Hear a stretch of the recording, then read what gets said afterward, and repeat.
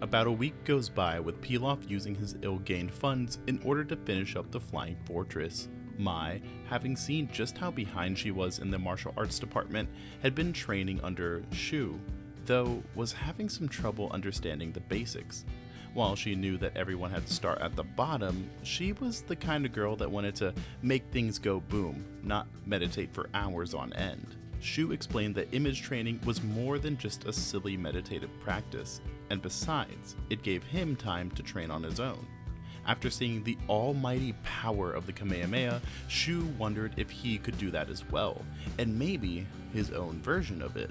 He remembered seeing Roshi make the beam spiral within his hands, and so figured that had something to do with it, possibly the first step in making the Kamehameha itself.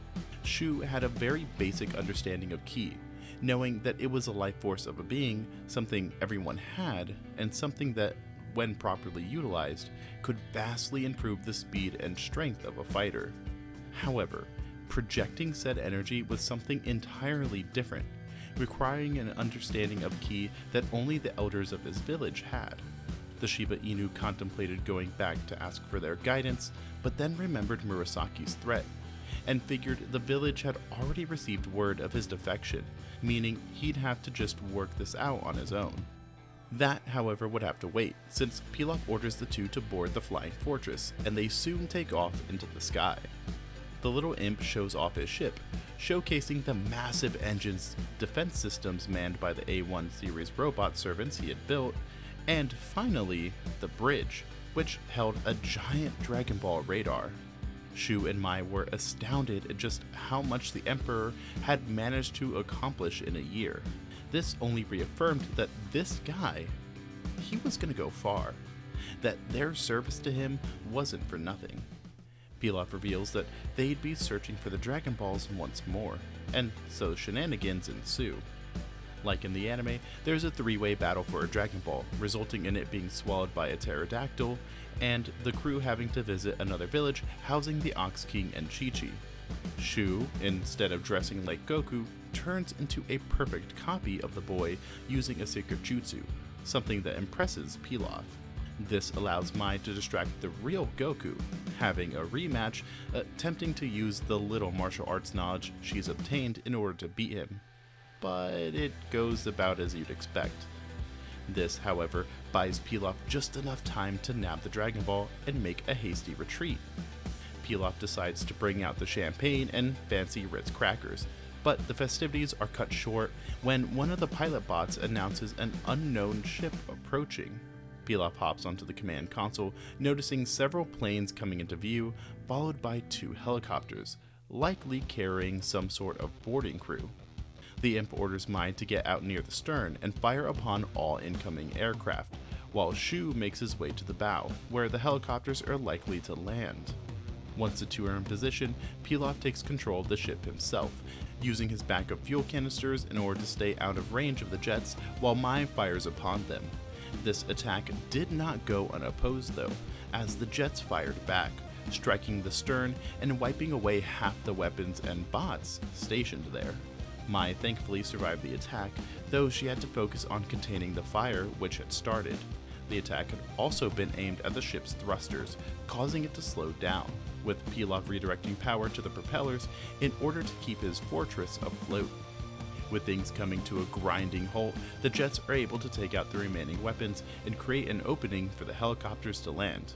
One lands on either side of the ship, unloading a squad of soldiers upon its surface. Mai flees within the ship, holding up in a hallway, aiming her trusty Tommy gun at the doorway, while a few worker bots come in as backup, aiming tiny wrist-mounted pea shooters in the same area. Once the doors are busted down, several soldiers rush in, opening fire on the bots. Mai takes them down without issue, but this reveals her location and she's forced to take cover when a hail of bullets fly in her direction. The bots do what they can, but between their small caliber weaponry and rather weak bodies, they go down quickly, leaving Mai alone and pinned down. She looks to her belt, noticing a few grenades. While the thought of destroying a part of what Pilaf had built made her feel bad, she had to do this, and so pulled the pin and threw that hot potato right into the doorway. The few soldiers who survived were taken care of by Mai, who waited in cover to see if any others came in. When a minute or so went by and she didn't hear anyone moving around, the girl got up and investigated the doorway. That's when a tall, muscular, red-haired man suddenly lunges forward, kicking Mai's weapon away. He tries to follow up with a gut punch, but the girl parries his blow and steps back to draw her sidearm. The man dashes forward once more, a flurry of punches aimed directly at her, trying to keep the weapons expert on her toes. Mai, however, is able to dodge every single punch, something which distracts the man, who backs off and smirks. He introduces himself as Colonel Silver of the Red Ribbon Army, and asks why Mai is after the Dragon Balls, and what technology they have, though the girl isn't going to answer any of his questions, quickly telling him to get on with it before squaring up herself. Silver doesn't mind this one bit, putting his fists up and running at the girl, cocking his arm back in order to deliver a massive blow. Even with his maximum speed and striking power, Silver manages to miss, though through no fault of his own. Mai is simply too fast, delivering a powerful kick to his back, sending him flying into the metallic wall across the hallway. The weapons expert thinks about how Silver was a pretty powerful guy, someone who would have easily beat her in a fight only a year ago. Yet, with her increased strength and her training with Shu, this guy didn't stand a chance. She wondered if anyone could get strong like that with the proper training, taking her eyes off Silver for a split second to pick up her trusty Tommy gun. When looking back, the man had disappeared.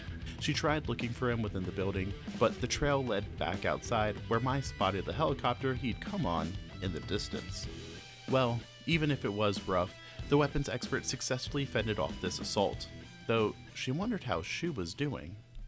Across the ship, the landing bay had been completely destroyed, with fire dancing about and consuming even the bots that tried to put it out. Shu was hobbling over towards the exit, attempting to flee into the fortress. However, just as the Shiba Inu opened the door, he spotted a large shadow that was rapidly growing. He narrowly dodged the blade of a large shuriken, which embedded itself in the hulking bulkhead. He looked back to see two ninja wearing purple gi, one barely able to stand, and one grasping at his shoulder, but otherwise fine. So, these two had survived that explosion. Shu thought a few might have survived, but didn't think they'd be able to stand, let alone launch an attack at him. At least now, instead of having to face 30 shinobi, there were only 2. Shu pulled out his short sword, taking up a defensive stance while staring down the 2 red ribbon shinobi. Both took off their cowls, the heavily injured one having red hair while the other had blonde. The thing that surprised Shu the most was that he recognized these girls, Lila and Lav, the Violet sisters, a couple upstarts from the class under his back at their ninja village. It looks like Murasaki had taken them when he chose to defect, which Shu could understand since they'd been especially proficient in assassination missions. The younger sister, Lila, was the worst, having 103 confirmed kills, while Lav had only 50, both higher than his total of 1. Shu thought about using his new attack, but with the fire spreading all around the bow, another destructive attack may not be a good idea. Lav was a long-range fighter, but was too injured to effectively corner him, meaning all Shu had to do was take care of Lila. He began to run towards the two, throwing several kunai forward as a diversion while readying his sword. Lila took out a dagger, blocking the oncoming attack, only for Shu to slide in and aim his sword for her shin.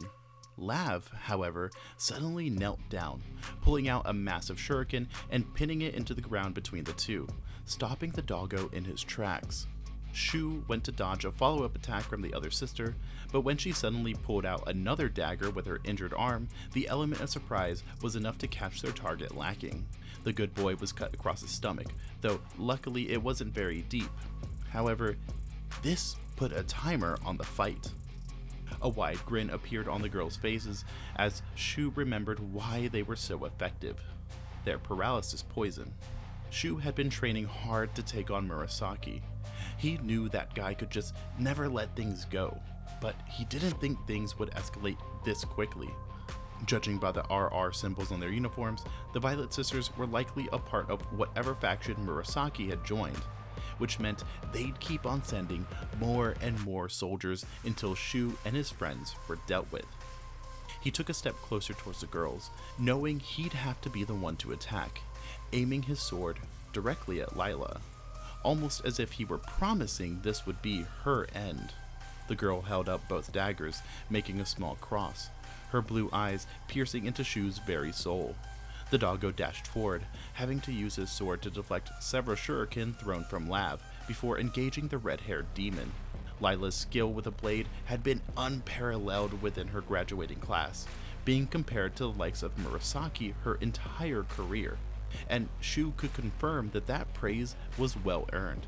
She was as fast as lightning, her strikes carrying a fair bit of weight behind them as well, something which initially caught the doggo off guard. Within only a few seconds though, Shu was able to parry her attacks and start his counter, the two getting on even ground within a minute, and the next, Lila was on the back foot. This girl couldn't believe that this no-name ninja was able to match her, and her anger only grew as she was overwhelmed. But Shu began to tire and slow down, the fast-acting poison starting to take effect, yet the girl still couldn't land a blow on him. Lav attempted to help with her giant shuriken, though Shu caught this with the blade of his sword, slamming the hunk of metal right into the ground, nearly hitting Lila. The girl jumped back, but Shu was on her tail, jumping into the air with her. She used her two blades to block his own strike, even pushing him down towards the ground where Lav was waiting. She tried to use a kunai on the doggo, but it was easily knocked away, and Shu's blade found itself embedded in her. It had been a strike that he had done instinctually, an opportunity he saw and took in the moment. But the pained expression on the girl's face, along with her sister's cry, made Shu immediately remove his blade and take a few steps back. Lila was already on the move though, kicking her target away before grabbing onto her sister. A pool of blood surrounded them, with Lila doing her best to staunch the bleeding, doing so with the limited resources she had. Though, things still weren't looking good. The female ninja looks back to Shu, cursing him for attacking her sister like that, her throwing several kunai which he barely deflected as his body became sluggish. Shu didn't know how to feel about this. Yes, he had been trained for this, told that this was the way of the shinobi, that they dealt in clandestine operations. But it was so personal. A confirmed death done with his sword. Said sword clashed onto the ground, partially from his guilt and partially from the poison. He fell to his knees, body quickly failing, even the simple movement of looking around being a chore. Use the escape pod right over there. Shu managed to just barely point his paw in the direction of a couple escape pods that hadn't been burned up yet. I plan on it, right after I end you. Lila stood up, her purple uniform now stained red as she grabbed onto her daggers, stepping up to the doggo. He was now completely paralyzed, only able to gaze up at the girl, who pulled both daggers back and prepared to skewer her target. That's when a few shots rang out, and the two looked over to see Mai pointing her signature weapon towards not Lila, but Lav.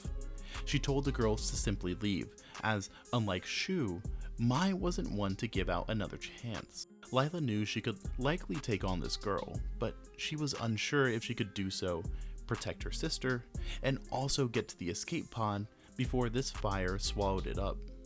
She looked from Shu to Mai to her sister's pleading expression, before sheathing her blades, picking Lav up, and walking off to the pod.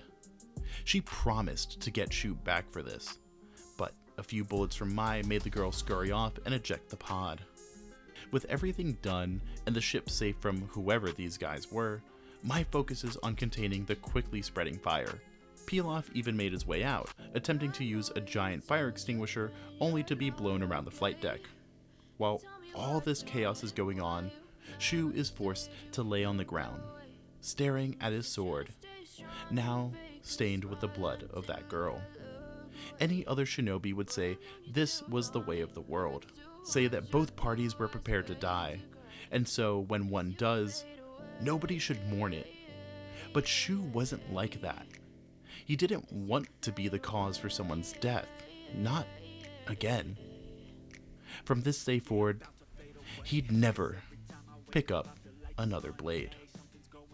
But that's where we'll be leaving things off for right now. I know, a little depressing for an April Fool's what if, but hey, depressing is my channel's specialty. Anyways, if you enjoyed this part, maybe you guys would enjoy something like Sail Too Far Back? But even if you don't check that out, you guys have a good day or night wherever you are. That's it for now. Bye bye!